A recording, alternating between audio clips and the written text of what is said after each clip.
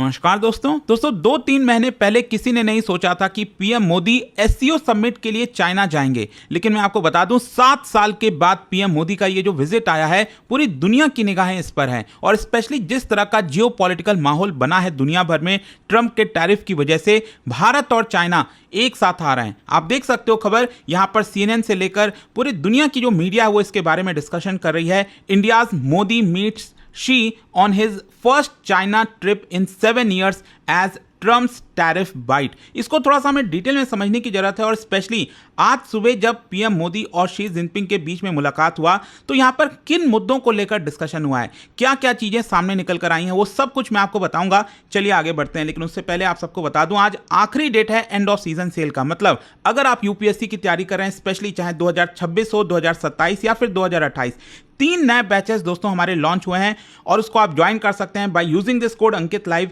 Maximum discount के लिए। और कोई भी प्रॉब्लम है, दिक्कत है, फोन नंबर दिया, आप इस पे कॉल करिए, मेरी जो टीम है वो आपको अच्छे से गाइड करेगी। चलिए शुरुआत करते हैं। सबसे पहले थोड़ा सा बैकग्राउंड देख लीजिए। आपको याद होगा 2018 में पीएम मोदी चाइना गए थे वुहान इनफॉर्मल समिट के लिए, शी जिनपिंग से मुलाकात किए थे। और उस समय दोनों के देश के बीच के जो रिश्ते हैं उसमें थोड़ा सा नरमी लाने की कोशिश की जा रही थी, क्योंकि 2017 में आपको याद होगा डोकलाम वाला स्टैंड ऑफ हुआ था। तो पीएम मोदी का ये जो विजिट था 2018 में एक संकेत दे रहा था कि हाँ, भारत और चाइना एक साथ फिर से काम कर सकते हैं। और 2019 में अगर आपको याद हो तो शी जिनपिंग भारत आए थे, चेन्नई, महाबलीपुरम, और जो पूरा समिट हुआ था अगर आपको याद हो तो वो सारी चीजें चली थी। लेकिन अगले ही साल कोविड के दौरान 2020 में एक बहुत बड़ी घटना होती है, आप सबको याद होगा, गलवान वैली क्लैश। कई हमारे जो जवान हैं वो वीर गति को प्राप्त हुए। तो इसकी वजह से मतलब ये वाला जो इंसिडेंट था उसने सब कुछ बदल कर रख दिया। और इसके बाद आपने देखा होगा भारत ने काफ़ी रिस्ट्रिक्शंस लगाया था चाइनीज़ इन्वेस्टमेंट पर, चाइनीज़ ऐप्स को बैन किया। और यहाँ पर जो बॉर्डर डिसएंगेजमेंट है उसमें जो अपना स्टैंड है उसको काफ़ी हार्ड कर दिया था। और इसकी वजह से भी कहीं ना कहीं चाइना जो है वो पाकिस्तान के काफ़ी करीब चला गया था। तो ये पूरा सिनेरियो अभी आपको बैकग्राउंड में देखने को मिलेगा। अब क्वेश्चन यही आता है कि पीएम मोदी का ये विजिट अब क्यों आया है। देखो 2-3 चीजें हैं। सबसे पहला है जियोपॉलिटिकल प्रेशर फ्रॉम ट्रंप।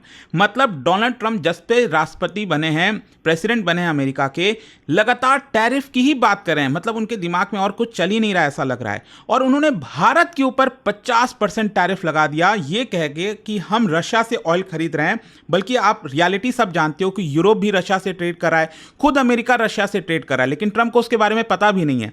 खैर जो भी है, इस माहौल में जरूरी था कि भारत जो है वो अपनी पार्टनरशिप को डाइवर्सिफाई करे और जो ओवर डिपेंडेंसी बढ़ रही थी वेस्टर्न कंट्रीज के ऊपर उसको अवॉइड करने की जरूरत थी, उसको कम करने की कोशिश करनी थी। क्योंकि ट्रंप का कोई भरोसा नहीं, क्योंकि अभी तो ट्रंप राष्ट्रपति बने ही हैं, आगे 3-3.5 साल में क्या करेंगे कुछ पता भी नहीं है।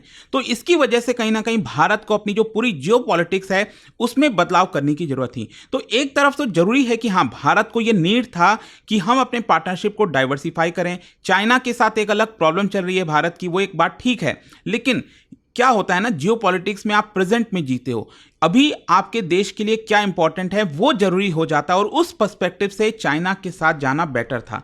तो यहां पर क्या है कि चाइना को ऐसा नहीं है कि सिर्फ भारत को ही चाइना की जरूरत है। चाइना भी अगर आप देखोगे उसको अपनी इकोनॉमिक नीड है, क्योंकि चाइना में भी इकोनॉमिक स्लो डाउन चल रहा है।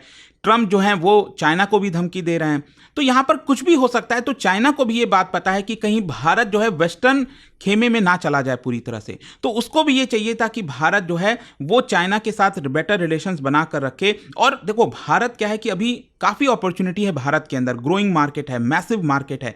तो चाइना में जो इकोनॉमिक स्लो डाउन चल रहा है उससे चाइना को फायदा हो सकता है, अपना जो गुड्स है उसको लगातार अभी ट्रेड में बरकरार रखकर। और इसीलिए चाइना को भी भारत की जरूरत थी। तो दोनों देश को इस समय यहां पर इंपॉर्टेंट हो जाता है। और इसीलिए ये जो पूरा विजिट था पीएम मोदी का आपको इस पर्सपेक्टिव से देखना होगा। और तीसरा एससीओ समिट। देखो ये मैंने आपको पहले ही बोला कि एससीओ समिट चलो ठीक है, ये एक बहाना आप कह सकते हो या फिर जो भी है कि पीएम मोदी वहां पर गए हैं एससीओ समिट का नाम लेकर। लेकिन इंपॉर्टेंट ये था कि चाइना और भारत के बीच में जो बायलैटरल समिट है वो हो, पीएम मोदी और शी जिनपिंग साथ में मिले और वेस्टर्न कंट्रीज को एक संकेत दें। और इसी पर्सपेक्टिव से ये विजिट अभी इंपॉर्टेंट हो जाता है। तो क्वेश्चन अब ये आता है कि आज सुबह जब पीएम मोदी और शी जिनपिंग में मुलाकात हुई तो उनमें कौन कौन से चीजों को लेकर बातचीत हुई, यहां पर क्या क्या बोला गया है। सबसे पहला है डिप्लोमेटिक रीसेट। मतलब पीएम मोदी जी का जो विजिट था वो एक सिग्नल दे रहा था कि 5 साल के बाद, मतलब 5 साल में जो भी इस समय इश्यूज हुए भारत और चाइना के बीच में, यहां पर पूरा जो रिलेशन है वो ठंडे बस्ते में चला गया था, तो अब वहां पर आपको नरमी देखने को मिलेगी। दोनों देशों ने एम्फसाइज किया कि डायलॉग पर हमें ज्यादा फोकस करना चाहिए रादर देन कन्फ्रंटेशन। और सिंबॉलिक जेस्चर के तौर पर, जिसको लेकर आप सब जान रहे हैं, काफी चर्चा चल रही थी कि कैलाश मानसरोवर यात्रा वापस से रिज्यूम किया जाए, वो स्टार्ट होने जा रहा है। डायरेक्ट फ्लाइट, क्योंकि कोविड के बाद से क्या है कि दोनों देश के बीच में डायरेक्ट फ्लाइट्स रुक गई थी, अब वो वापस से स्टार्ट हो जाएंगी। इसके अलावा जो बिजनेसेस और टूरिज्म के लिए यहां पर रिस्ट्रिक्शंस लगाया हुआ था स्पेशली भारत ने, वो वीजा रूल्स के रिस्ट्रिक्शंस जो है उसको रिलैक्स किए जाएंगे। तो ये कुछ इंपॉर्टेंट चीज निकल कर आई। दूसरा, बॉर्डर इशू मैनेजमेंट को लेकर देखो पीएम मोदी ने इस चीज को हाईलाइट किया कि म्यूचुअल ट्रस्ट, रेस्पेक्ट और सेंसिटिविटी, ये हमारे गाइडिंग प्रिंसिपल्स होंगे बॉर्डर को लेकर। देखो कहीं ना कहीं मुझे ये याद दिलाता है जो पंडित नेहरू जी थे हमारे प्राइम मिनिस्टर, पहले प्राइम मिनिस्टर, तो उस समय आपको याद होगा पंचशील वाला पूरा प्रिंसिपल आया था सामने, और उसके बाद वहां पर चाइना और भारत के बीच में युद्ध देखने को मिला। तो भारत को भी काफी कॉशियसली जो है चाइना के साथ जाना चाहिए, क्योंकि चाइना का भी भरोसा नहीं। अभी अच्छी अच्छी बातें चल रही हैं, लेकिन ग्राउंड पर क्या वर्क हो रहा है, नहीं हो रहा है, वो भी इंपॉर्टेंट हो जाता है। खैर जो भी है, बॉर्डर इशू मैनेजमेंट को लेकर दोनों देशों ने एग्री किया है कि हमें सस्टेन डिसएंगेजमेंट करना चाहिए। अभी भी लद्दाख में बहुत सारे ऐसे पॉइंट्स हैं जहां पर डिसएंगेजमेंट नहीं हो पाया, तो वो किया जाएगा। बॉर्डर हॉटलाइंस को और स्ट्रेंथन किया जाएगा। हॉटलाइन मतलब दोनों देश एक साथ कभी भी बातचीत कर सकें तुरंत अगर कोई भी प्रॉब्लम होती है। फिर इसके अलावा भारत ने इंसिस्ट किया है कि पीस होना जरूरी है बॉर्डर पर, अगर हमें दोनों देश के बीच में अच्छा रिलेशंस बनाकर रखना है। यह पीएम मोदी जी के द्वारा एम्फसाइज किया गया था। फिर इसके साथ साथ ट्रेड और इकोनॉमिक कोऑपरेशन को लेकर भी बातचीत हुई। देखो भारत ने कंसर्न्स जताया कि देखिए दोनों देश के बीच में काफी बड़ा ट्रेड डेफिसिट है, मतलब चाइना को फायदा है, भारत को नुकसान है। $100 बिलियन का, मतलब $100 बिलियन के ज्यादा गुड्स हम चाइना से मंगाते हैं। तो चाइना ने यहां पर ऑफर किया है कि देखो अब इंडियन गुड्स जैसे pharmaceutical, agriculture products, IT services, इसके लिए वो दरवाजा खोलेगा, मतलब हम अपने गुड्स को चाइना में ज्यादा बेच पाएंगे। तो अगेन वो देखना होगा कि ग्राउंड पर ये काम करता है कि नहीं। फिर इसके अलावा यहां पर rare earth minerals, semiconductor, tunnel boring machine, इन सब के ऊपर चाइना ने रेस्ट्रिक्शंस लगा रखा था, एक्सपोर्ट नहीं कर रहा था, जिसको भारत की आवश्यकता है। तो यहां पर अब वापस से चीजें रिज्यूम होंगी, और साथ ही साथ कई सारे जो इन्वेस्टमेंट्स थे वो रुके हुए थे, भारत ने भी ब्लॉक कर रखा था, उसको भी अब स्टार्ट किया जाएगा अलग अलग मैन्युफैक्चरिंग जोन्स में। तो दोनों देश के लिए कहीं ना कहीं ये बेहतर होगा। नेक्स्ट, अगर हम स्ट्रैटेजिक और जियोपॉलिटिकल कोऑपरेशन की बात करें तो पीएम मोदी ने हाईलाइट किया कि देखिए अगर दोनों देश के रिश्ते हमें बेटर करने हैं, स्टेबल करने हैं, बेसिकली वो डिपेंड करते हैं, क्योंकि 2.8 बिलियन पीपल का सवाल है, भारत और चाइना की पॉपुलेशन अगर आप मिला दो, और इसको कहीं ना कहीं शी जिनपिंग ने भी माना। और देखिए शी जिनपिंग का कहना था कि it is vital to be friends and the dragon and the elephant to come together. काफी जरूरी है दोनों देश के बीच में फ्रेंडशिप हो, ड्रैगन और एलिफेंट एक साथ आएंगे तो अच्छा ही होगा, ऐसा शी जिनपिंग ने हाईलाइट किया। और दोनों देश ने कई सारी चीजों पर एग्रीमेंट की, जैसे for example climate change, energy security, counter terrorism, cooperate करने की बात कही। साथ ही साथ जो कॉमन स्टैंड है दोनों देशों का कि वेस्टर्न इकोनॉमिक कोवर्जन को, जैसे ट्रम्प टैरिफ लगा रहे हैं, इस तरह की चीजें कर रहे हैं, उसको दोनों देश मिलकर रेसिस्ट करेंगे।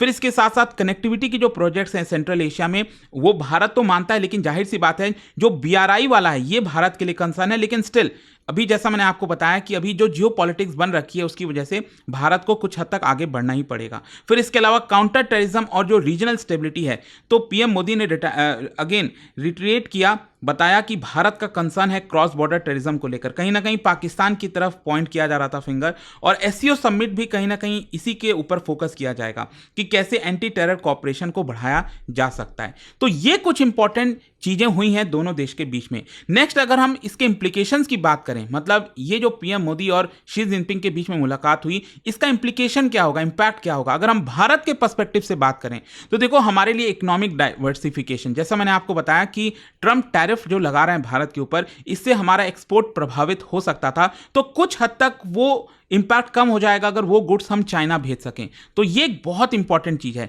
दूसरा है डिप्लोमेटिक लीवरेज, मतलब कि कहीं ना कहीं हम भारत भी जो है और पीएम मोदी भी कहीं ना कहीं एक बैलेंस बनाने की कोशिश कर रहे हैं कि यूएस के साथ जापान, मॉस्को, रशिया या फिर चाइना हो गया, इन सब के साथ कैसे हम भारत के बेनिफिट के लिए काम कर सकते हैं, तो उसमें ये फायदा देगा। फिर बॉर्डर स्टेबलाइजेशन, देखो ये बहुत इंपॉर्टेंट है कि बॉर्डर पर अगर नरमी आएगी, बॉर्डर पर चीजें रिजॉल्व होंगी, तो भारत अपने डेवलपमेंट डेवलपमेंट गोल्स पर फोकस कर सकता है। अगर वहां पर नहीं होगा तो हमें बहुत सारा पैसा उधर डाइवर्सिफाई करना पड़ता है, तो ये भी भारत के लिए इंपॉर्टेंट हो जाता है। जहां तक चाइना का सवाल है तो देखो, चाइना जैसा मैंने आपको बताया वो चाहता था कि भारत यूएस जापान के कैंप में पूरी तरह से ना चला जाए, तो इससे चाइना को फायदा होगा, शी जिनपिंग जो चाह रहे थे। फिर मार्केट एक्सेस भी चाहिए चाइना को, मतलब चाइना भी चाहता है कि वो और ज़्यादा गुड्स जो है वो भारत में भेजे, ट्रेड करें, तो जिसकी वजह से चाइनीज जो इकोनॉमिक स्लोडाउन हो रहा है उसमें थोड़ी उनको राहत मिल सके। और स्ट्रैटेजिक ऑप्टिक भी है, देखो शी जिनपिंग कहीं ना कहीं एक लीडर के तौर पर दिखाने की कोशिश करेंगे कि हम एक रीजनल स्टेबलाइजर हैं। यूएस चाइना कन्फ्रंटेशन में जो चाइना है वो स्टेबलाइजर का काम कर रहा है, तो ये शी जिनपिंग दिखाने की कोशिश कर रहे थे। और पूरे रीजन के लिए भी एक बड़ा संकेत है। देखो, अगर हम एससीओ कंसोलिडेशन की बात करें, क्योंकि अगर भारत चाइना में टेंशन बढ़ती तो एससीओ का जो पूरा समिट है वो उतना सक्सेसफुल नहीं होता, लेकिन अब चीज़ें ठीक हो रही हैं। फिर इसके अलावा यहाँ पर यूएस के लिए भी एक बहुत बड़ा मैसेज है कि एशियन पावर्स केपेबल हैं अपने आप खुद से चीज़ों को रिजॉल्व करने के लिए, हमें वेस्टर्न इन्फ्लुएंस की ज़रूरत नहीं है। और एक बैलेंस ऑफ पावर भी आपको देखने को मिलेगा कि हिमालयन रीजन में जो भारत और चाइना है, अगर इन दोनों देश के बीच में स्टेबिलिटी होती है तो इस पूरे रीजन में एक अच्छा माहौल आपको देखने को मिल सकता है। तो कंक्लूजन यही निकलता है कि सबसे पहले तो देखिए, ये 7 साल में जो पहला विजिट था ये सिंबॉलिक तौर पर बहुत इंपॉर्टेंट था, और इसका driving factor no doubt Trump का जो टैरिफ है वो आपको देखने को मिलेगा। आउटकम हमें देखना होगा। देखो, चीज़ें तो काफ़ी हो रही हैं, बड़ी बड़ी बातें कही जा रही हैं, लेकिन ग्राउंड लेवल पर अल्टीमेटली क्या होता है वो देखना होगा। कहीं वो गलवान वाला जो इंसिडेंट हुआ था ना कि शी जिनपिंग भारत आए थे और उसके बाद जस्ट गलवान हो गया, कुछ इस तरह की चीज़ें ना हो। और इसीलिए भारत भी इस बार काफ़ी अलर्ट है, क्योंकि हमने पहले कई जो चीज़ें हुई हैं उससे सीखा है, और बॉर्डर पर भी चीज़ें स्टेबलाइज करने की कोशिश की जा रही है। तो ये सब कुछ आपको देखने को मिल रहा है। आई होप कि आपको अच्छे से डिटेल में समझ में आया होगा कि एग्जैक्टली आज हुआ क्या। और जाने से पहले एक इंटरेस्टिंग क्वेश्चन, क्या आप बता सकते हो भारत और चाइना के बीच में कौन सा माउंटेन रेंज है जो ट्रेडिशनल नेचुरल बाउंड्री क्रिएट करता है, फॉर्म करता है दोनों देश के बीच में, चाइना और भारत के बीच में? और इसका राइट आंसर आप सब जानते हैं, मेरे इंस्टाग्राम पर तो मिलेगा ही, वहां पर अगर आप नहीं हो कोई बात नहीं, टेलीग्राम से ले सकते हैं इसका सही उत्तर। और दोस्तों, जैसा मैंने आपको बताया, अगर आप यूपीएससी की तैयारी कर रहे हैं, आज आखिरी डेट है एंड ऑफ सीजन सेल का, जहां पर आप एक्स्ट्रा डिस्काउंट के साथ कोई भी बैच, चाहे आप 2026, 27 या 28, अगर आप कॉलेज में हो 27-28 की प्रिपरेशन कर रहे हो, वो भी ले सकते हैं। एंड फोन नंबर दिया, कोई भी प्रॉब्लम होती है, दिक्कत है, इस पर कॉल करिए, मेरी जो टीम है वो आपको अच्छे से गाइड करेगी। And use this code Ankit live maximum discount के लिए। दोस्तों, स्टडी IQ की एंड ऑफ सीजन सेल अब लाइव है, और इस सेल में आपको मिल रहा है maximum discount on all UPSC courses. यह कोई बेसिक कोर्स नहीं, यह एक कंप्लीट यूपीएससी जर्नी है, प्रीलिम से लेकर इंटरव्यू तक, एक स्ट्रक्चर्ड रोड मैप के साथ एक्सपर्ट मेंटरशिप के अंडर 1000+ आवर्स की live classes bye India's top faculties, 1-on-1 personal mentorship for every student, handwritten notes for smart and effective revision, PRP and MRP residential programs for prelims and mains preparation। इस batch के अंदर आपको मिलता है prelims clear करो, पूरा fees refund पाओ, monthly toppers को 11,000 रुपीज तक के कैश रिवॉर्ड। लेकिन दोस्तों, सेल सिर्फ 31 अगस्त तक ओपन है। यूपीएससी के सारे कोर्सेज पर लोएस्ट डिस्काउंट एवर एक्टिव है। यह चांस चला गया तो रिग्रेट गारंटीड है। तो दोस्तों, अगर आप सच में IAS बनना चाहते हैं तो यह मोमेंट मिस मत कीजिए। अभी स्टडी IQ ऐप या वेबसाइट पर जाइए, सर्च कीजिए P2I foundation Pratigya batch, use code Ankit live to unlock the lowest price, click कीजिए buy now and you are in. और अभी भी दोस्तों कोई डाउट हो तो मैं आपको एक नंबर देता हूं, इस पे कॉल करिए, मेरी पर्सनल टीम आपको हेल्प करेगी। नंबर है 092400239293। यह सिर्फ एक कोर्स नहीं, यह है IAS बनने की प्रतिज्ञा। मैं हूं आपका फैकल्टी और मेंटर, और मैं चाहता हूं कि आप इस सफर का हिस्सा बने। Let's crack UPSC together.